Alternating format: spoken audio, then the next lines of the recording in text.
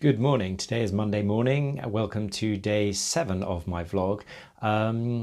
Monday mornings always tend to begin with a list of things that you want to get done for the week and for the day.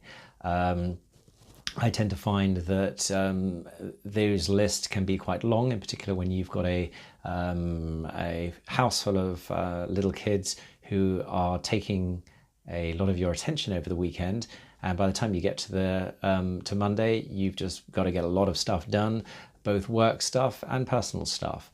So what I want to speak about today are quick wins. There are some things that we may put on our list which are things that we can easily knock off the list, and there are other things that are going to take a little bit more time. So the question is, how do we prioritize? How do we work out what we want to pay more attention to? And it's a bit of a difficult decision as to whether you just go for the quick wins, you just go for the things that, say you've got a list of 20 different things and say 10 of them are quick wins. Things like booking flights, maybe making a quick phone call to somebody, maybe coordinating.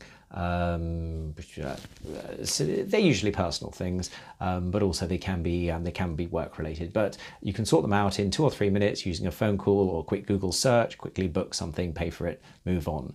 So those are the quick wins. But then there are other things that may be on your list, which may equally be another 10 of them, and those are slightly more time-consuming things, which you might call transformational versus transactional.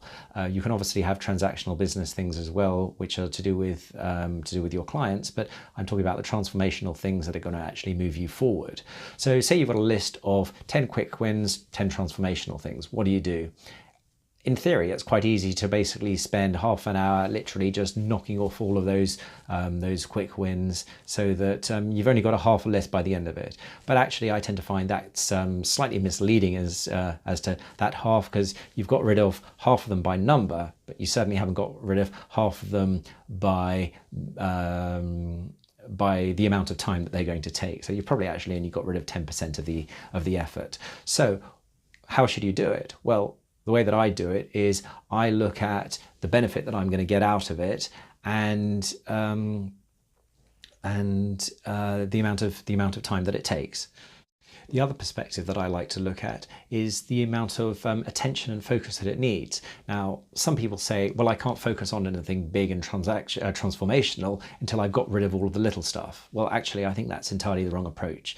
You actually need the stuff that doesn't require much of your attention. You need to shift that much further down the prioritization list, so that at the times when you do have your attention, which is generally in the mornings, you can focus on the things that actually need attention. You don't really need lots and lots of focus to go search for some flights, or to go book a hotel, or to simply type something up.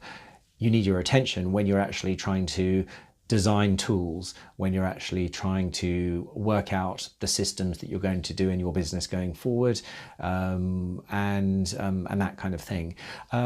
So the idea of get rid of the peripheral stuff so that you can focus, no, I disagree with that entirely.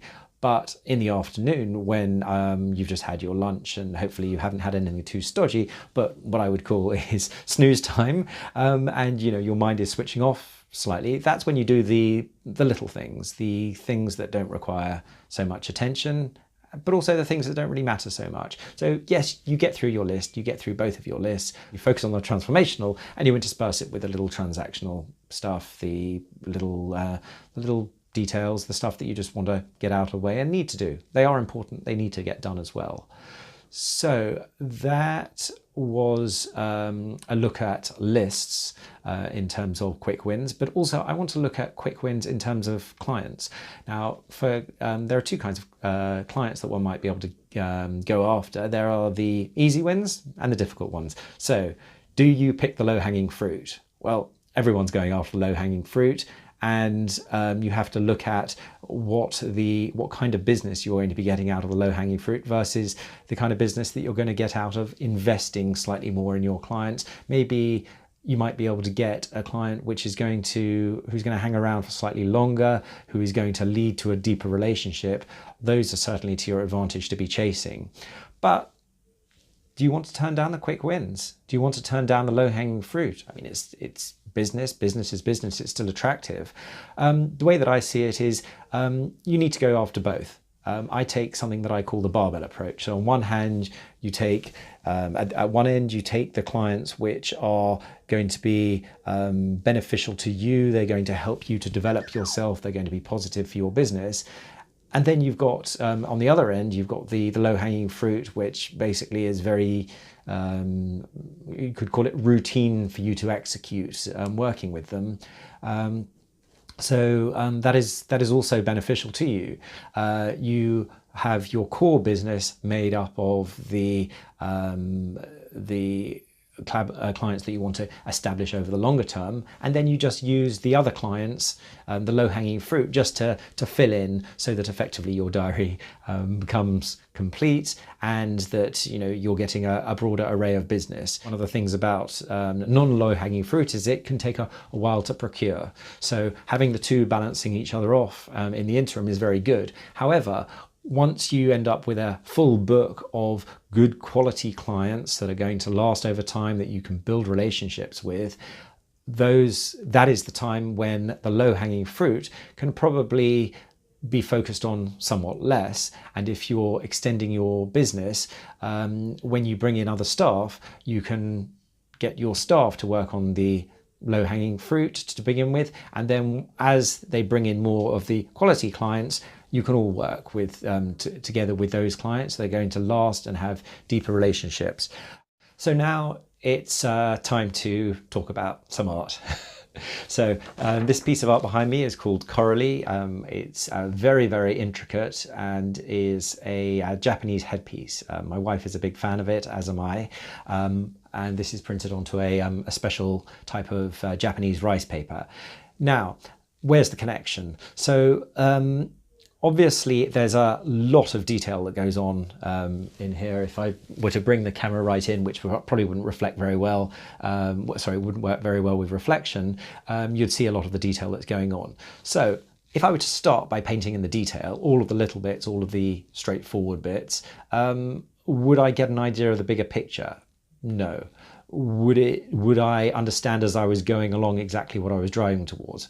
Probably not. I would end up with a sequence of little dots and lines, but until I've drawn the outline of it, and until I've understood exactly how I'm planning on constructing it, it would be very difficult for me. So start by building the outside, start by doing the thing that's going to give the most structure and design and understanding to what I'm trying to achieve, and then fill in with the other bits. So that's my connection here, maybe slightly more of a connection to detail, but I think also it applies to quick wins. So those are my two different approaches to quick wins. So we had lists, and we had in terms of working with clients. I hope this helps, and it's good to be back doing some slightly more relevant business business information on this vlog, as opposed to yesterday's, which got hijacked or video bombed, if that term exists, by the kids. Anyway, take care.